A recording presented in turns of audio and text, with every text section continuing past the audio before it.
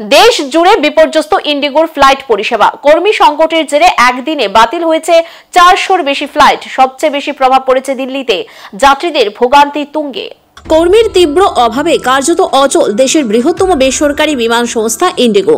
শুক্রবার একদিনে সারা দেশে বাতিল হয়েছে 400-র বেশি ফ্লাইট, এমনটাই জানিয়েছে ইন্ডিগো কর্তৃপক্ষ। এর মধ্যে শুধুমাত্র দিল্লি বিমানবন্দরেই বাতিল হয়েছে 235টি ফ্লাইট।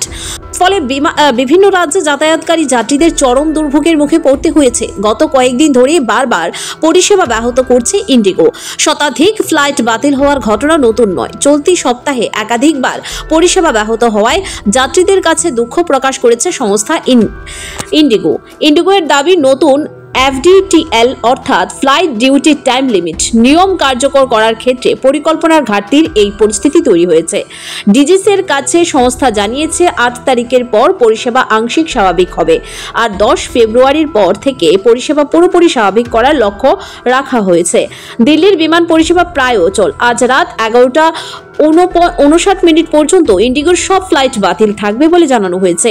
পরিস্থিতি নিয়ন্ত্রণে আনার চেষ্টা চলছে দাবি ইন্ডিগোর কর্তৃপক্ষের। হঠাৎ এত বিপুল সংখ্যায় বিমান বাতিল হওয়ায় যাত্রীরা ক্ষুব্ধ।